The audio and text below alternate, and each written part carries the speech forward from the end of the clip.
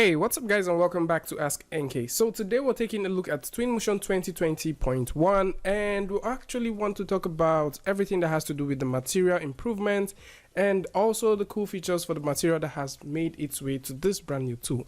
So we're going to start up by talking about the materials. So for the materials, I'll actually go all the way up.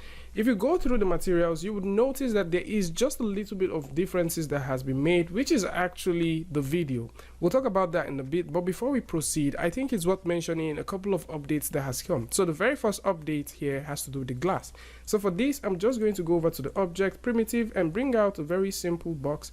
Actually, I think we should get something even smaller, scale this all the way down. So with this down there, press F to zoom right in, and we're going to go back to the material. So if we go over to the material, go to the glass, you now notice we have a brand new frosted glass. This was not in the previous version of Twinmotion, and it is worth knowing that there is this new update for the glass here. So if I simply bring out the frosted glass and place directly here, you would now see that we have a frosted looking object, and this is a good improvement to see that we now have this thing available in Twinmotion 2020. If you come through, you would now notice that we don't have only the metallic, contrary to the previous glass that we do have, which has to do either with reflection or metalness, things like that. For the frosted glass, you have both the opacity, the metalness, and also the roughness. So for the roughness, in case you have no idea what that is, the roughness actually controls how much roughness you get on your object. All right, so you have this roughness. If we slide it all the way down,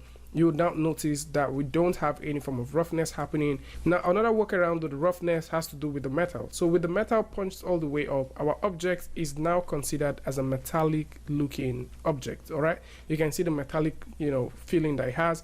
If I turn this all the way down, you now notice we don't have any form of roughness going on. If I increase the roughness, you see we have a much more matte looking object, and even with the metalness turned all the way up, you still notice that we have a matte looking object. So you can use this in shading and getting some very cool looking stuff happening for your model. And I guess there's going to be a lot of workaround for this, because with the opacity slider, you can also use this to mimic metal. So if I turn this all the way up, all right, and we also push this all the way to this point, you start noticing that we have a much more metal looking object, although it is considered as glass because it's a bit reflective right now. But then you can use this for several other use cases. You can also choose to turn the two side on and off, and you can see what that gives us. And at the same time, you can choose to drive this by using the surface roughness, or you can turn this off. So another set of material that you would notice in the brand new Twinmotion is a very cool one now called the X-ray material. Now a lot of people may not get how this works, because there is literally no material here called X-ray material. How this works is simple. So for example, if I simply come over and get, let's say, a grid, for example, like this, and choose to drag this grid on top of this model that we have directly here. So I'm just going to go ahead and select this and press F just to zoom right in here. If I go over to the settings, I can choose to turn on X-ray on and off. Now the reason why the X-ray material was added is so that you'll be able to see the position or the placement of certain objects in case you're doing things that has to be pipes, electrical circuits, and all that. You can see through them. So if I simply use this, I can turn on X-ray, and you can see what X-ray gives us, and I can also choose to turn that off, and you could see automatically it kind of snapped out. I'm also going to go ahead and grab onto this. I'll turn this off right now so that I can attach a new material. So I'm going to go all the way up. Let's look for something else. Probably we would find plastic maybe. And yeah, so maybe we can use something like this. So if I have this, let's zoom right into this and go over to the settings. And if I turn on X-ray, you can see that we have this right here. So once an object is X-ray, you may not be able to assign colors and other stuff, but you can assign a new set of materials on top of it. So in case you want to color code things by materials, you can do that. So if you choose to switch this to X-ray, for example, you can also click on the more button, which will give you options to also change things based on the color. So I can choose to make my X-ray object some sort of red like this if I'm trying to color code everything that has to do with, let's say, electrical circuits and stuff.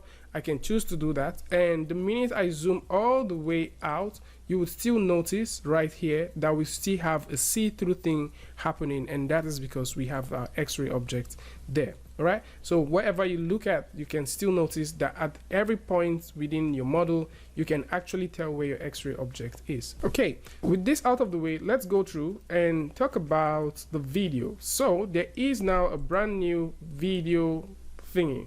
So there is a video material that has been added. So how you can work with this is very simple. So you grab onto this and you can simply plunge that there, and you can see your video is playing back. And you can choose to load up any other kind of video that you want, but you try to make sure that they are MP4 video files. So I'm just going to simply load up the MP4 video file that we have here, and we can see that the minute we load this up, you can see it, you know, traveling all the way around our scene. And this is pretty nice because you can also choose to push this to glow. So for example, if we have like a nightfall and you want to actually illuminate the entire building by simply using the light coming from the TV, of course you can also choose to do that. So I'm just going to turn this down a little bit like this. So let's go through and make this about 0.1. Yeah, so you can actually use this to illuminate your scene by simply using something like that. And this is also something pretty cool to see that we now have here in Twinmotion. So at any point in time, you can also play with this and get things going. And if you're wondering what video this is, it's a video about a tutorial where we talked about how you can create grasses in Blender. So if you're very curious about that, you can also go over to the link in the description and possibly learn how you can do that. So there is now a video material here, and this is also going to be something that a lot of people would like working with. And there is a delay slider here which you can use to delay the video. All right, so you can use this to delay the video. If you go over to the settings, you'll be able to change the scale of the video. So let's say, for example, you have this video as it is and you want to change the scale to be something larger. You can simply press 2 and you can get the larger scale, and you can always revert to 1. And if you want to rotate this, you can also choose to rotate this by simply doing something like this. So you can choose to do that. You can also play with the speed depending on how much you want the rotation to travel. And actually, we're going to talk about that soon.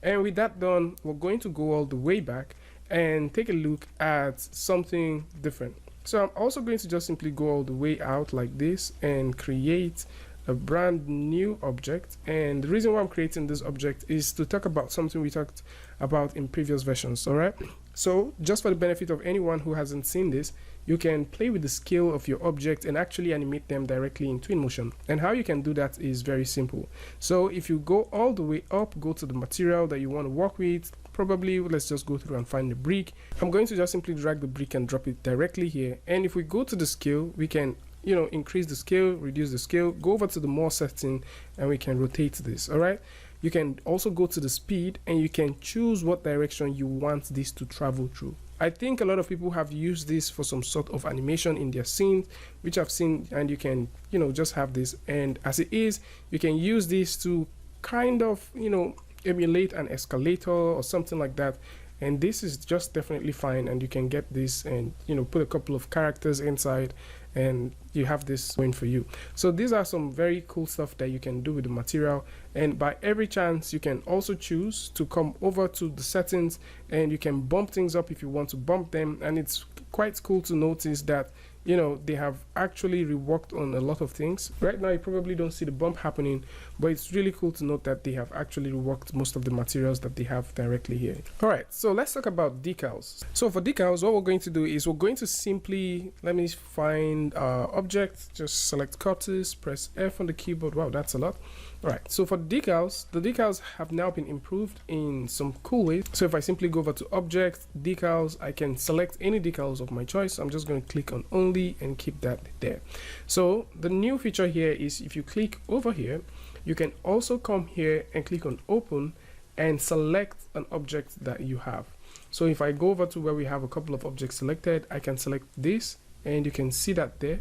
All right, and I can, you know, throw in so many other things in here. So I can just throw in this one. And the cool thing to note is these things actually make use of PNG. So it's very, very necessary that you note that it's PNG object that you're working with. So you can also throw in something like that. For the sizes, especially if you have issues with the size, but for the scale, you may want to use this to play with the scale and get things working for you. So this is how you can work with the decals that you have here. And it's actually a very similar method with how you work with cutouts. All right, so for the cutouts as well, you can actually do the same thing, although we're also going to talk about the cutouts later.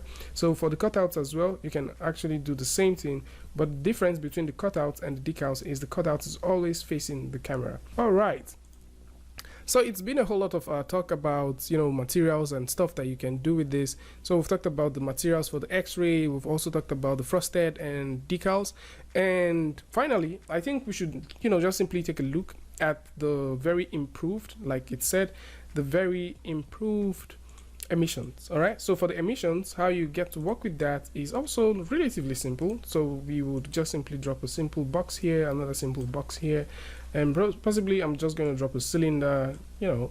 And for the emission right now, if you go to the materials and scroll all the way down and select the neon and drop it directly here, you have the scale thing that you can use to increase the emission of a particular object. Regardless of this, you can still choose to play with the emission by simply going over to any material of your choice.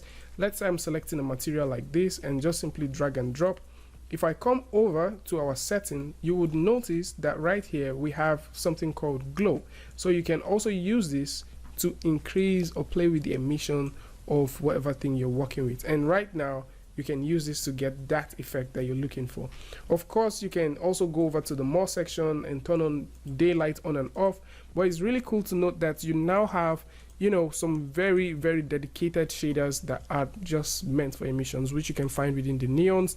And you can also see that we have a couple of updates happening to them.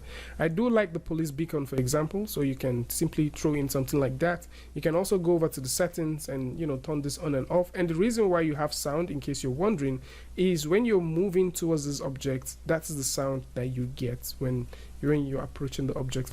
All right, so that's going to be about it. I would like to know what you guys, you know, think about the new materials and all of these things that we've talked about in the comment section. And of course, if you like this video or you learned something from this, you can go ahead and give the like, and don't forget to share with a friend.